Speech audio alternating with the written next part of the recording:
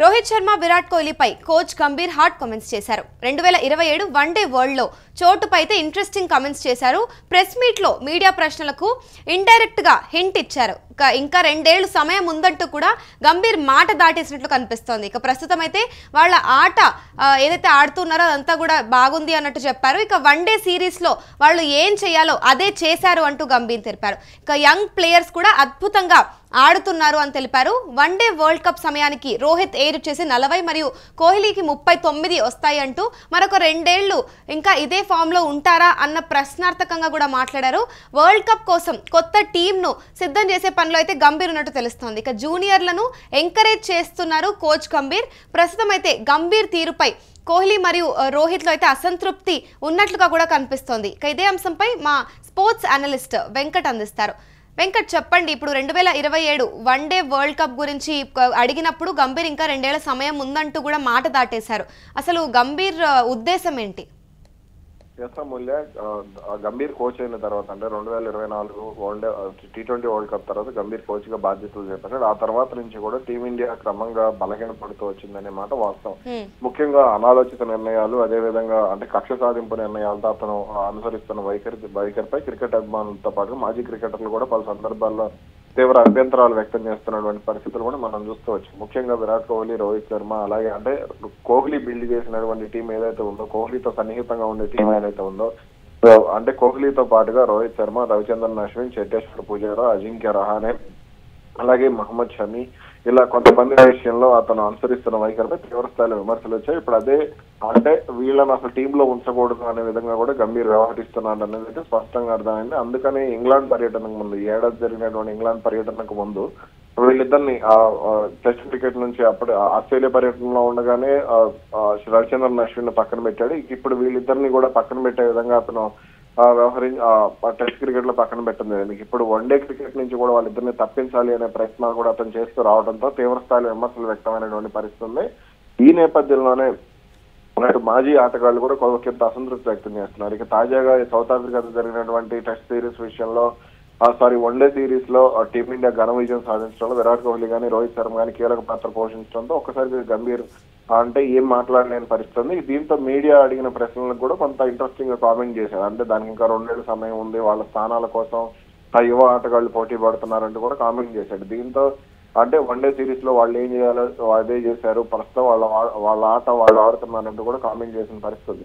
అయితే దీనికి సంబంధించి అంటే వాస్తవానికి ఆస్ట్రేలియా సిరీస్ తర్వాతనే వాళ్ళిద్దరిని పక్కన పెట్టించాలనే ప్రయత్నాలు కూడా గంభీర్ చేస్తూ వచ్చారు. కానీ అనూహ్యంగా మ్యాన్ ఆఫ్ ది సిరీస్ గా ఆస్ట్రేలియా టూర్ లో రోహిత్ శర్మ ఎంపిక కావడం, ఇక తర్వాత లాస్ట్ మ్యాచ్ లో విరాట్ కోహ్లీ 74 పరుగులు చేసి ఫామ్ లోకి రావడం కూడా జరిగింది. ఇక ఇప్పుడు చూసుకుంటే సౌత్ ఆఫ్రికాతో సిరీస్ లో కోహ్లీ ఒక రకంగా విశ్వరూపమే ప్రదర్శించాడు. 2019కి ముందు విరాట్ కోహ్లీలో ఏదైతే ఆట కనపడిందో అదే ఆట ఇప్పుడు ప్రదర్శించడం జరిగింది. దీంతో ఇప్పుడు గంభీర్ కూడా ఏం చేయలేని పరిస్థితి. ఖచ్చితంగా 2027 వరల్డ్ కప్ వరకు కూడా వాళ్ళని కొనసాగించాల్సినటువంటి పరిస్థితి కూడా గంభీర్ పై ఏర్పడిందనే విషయం అయితే స్పష్టంగా ఉంది. ఇక వాళ్ళ విషయంలో జోక్యం చేసుకుంటే ఎటువంటి పరిణామాలు ఉంటాయి అనే క్లారిటీ కూడా ఇటీవల కాలంలో గంభీర్కి వచ్చినట్టే కనబడుతుంది. ఆ గంభీర్ విషయంలో రోహిత్ శర్మ గాని, విరాట్ కోహ్లీ గానీ ఎక్కడా కూడా వెనక్కి తగ్గడం లేదు. కనీసం అతనితో మాట్లాడే ప్రయత్నం కూడా చేయడం లేదు. నెక్స్ట్ సెషన్ లో కూడా వాళ్ళ ప్రాక్టీస్ వాళ్ళు చేసుకుంటున్నారు అనేది కూడా మనం ఈ మధ్య కాలంలో చూసాం. కాబట్టి ఇంకా వాళ్ళిద్దరి విషయంలో గంభీర్ పెద్దగా జోక్యం చేసుకునే అవకాశం ఉండకపోవచ్చు. ఈ నేపథ్యంలోనే ఈ మాట అంటే దాటవేసే విధంగానే అతను మాట్లాడినట్టుగా కూడా తెలుస్తుంది. అయితే అతన్ని అంటే వాళ్ళిద్దరితో పెట్టుకుంటే గంభీర్ను కూడా మార్చే అవకాశాలు కూడా ఉండవచ్చు అనే ప్రచారం కూడా జరుగుతుంది. ఇప్పటికే హెడ్ కోచ్ గా రవిశాస్త్రి కూడా బాధ్యతలు చేపట్టవచ్చు అనే వార్తలు సైతం మనం వింటూనే ఉన్నాం. రైట్, మరి చూసుకుంటే వెంకట్, ఇప్పుడు ఇండియన్ క్రికెట్ భవిష్యత్తు కోసం సీనియర్ ఆటగాళ్ల అనుభవం ముఖ్యమా లేదా ఇప్పుడు వచ్చే యంగ్ క్రికెటర్ల ఎనర్జీ ముఖ్యమా అనే అంశంపై చూస్తే గంభీర్ ఎటువైపు మొగ్గు చూపుతున్నట్లు కనిపిస్తుంది? అంటే ఇక్కడ అతనికి అవగాహన లేదు అనే విషయం కొన్ని సందర్భాల్లో ప్రూవ్ అయింది అనేది చాలా మంది చెప్తున్నటువంటి మాట. ఎందుకు అని అంటే సీనియర్ ఆటగాళ్లు అంటే రొటేషన్ అనేది ఒకటి ఉంటుంది, రొటేషన్ పద్ధతి అనేది ఉంటుంది. ఎందుకంటే యువ ఆటగాళ్ళకి ఒక్కొక్కరికి అవకాశాలు ఇవ్వటం, సీనియర్లతో పాటు ప్రోత్సహిస్తూ రావడం. అంటే గతంలో విరాట్ కోహ్లీని టీంలో తీసుకొచ్చినప్పుడు కానీ, ధోని విరాట్ కోహ్లీని కెప్టెన్ గా ఉన్నప్పుడు టీంలోకి తీసుకొచ్చాడు.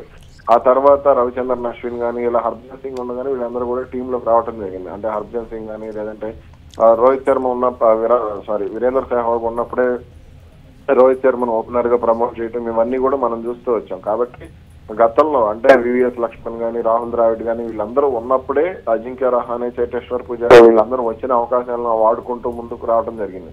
ఇప్పుడు అది కూడా సీనియర్లను చూసి మైదానంలో ఏ సందర్భంలో ఎలా వ్యవహరించాలి, ఏ సందర్భంలో ఎలా ఆడాలి, అలాగే ఏ సందర్భంలో ఎలా ప్రవర్తించాలనేది కూడా సీనియర్ ఆటగాళ్ళని చూస్తే జూనియర్ ఆటగాళ్ళు నేర్చుకునే పరిస్థితి ఉండదు. కాబట్టి ఖచ్చితంగా యంగ్ ప్లేయర్స్ కి, జూనియర్ ప్లేయర్స్ కి సీనియర్ ప్లేయర్ కాంబినేషన్ అనేది క్రికెట్ లో అత్యంత కీలకంగా ఉంటుంది. క్రికెట్ అనే కాదు, ఏ క్రీడల్లోనైనా, రాజకీయాల్లోనైనా సరే.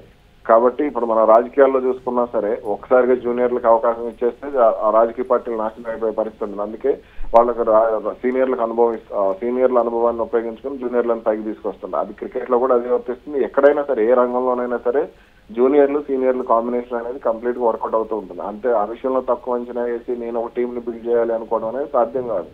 అప్పట్లో గంగూలీ కూడా ఇలాగే టీం ని బిల్డ్ చేయాలనుకున్నప్పుడు చాలా వరకు కూడా యంగ్ ప్లేయర్స్ తీసుకొస్తూనే అప్పటి వరకు ఉన్నటువంటి సీనియర్ ప్లేయర్స్ సమర్థవంతంగా వాడుకోవడం ఇదంతా కూడా మనం చూసాం. అదే ఇప్పుడు ఇతను కూడా కంటిన్యూ చేయాలి తప్ప నేనేదో కొత్తగా తీసుకొచ్చేస్తాను, కొత్తగా ఇప్పుడు వాషింగ్టన్ సుందర్ గానీ, సాయి సుదర్శన్ గానీ వీళ్ళందరూ ప్రతిభ ఉన్న ఆటగాళ్లే.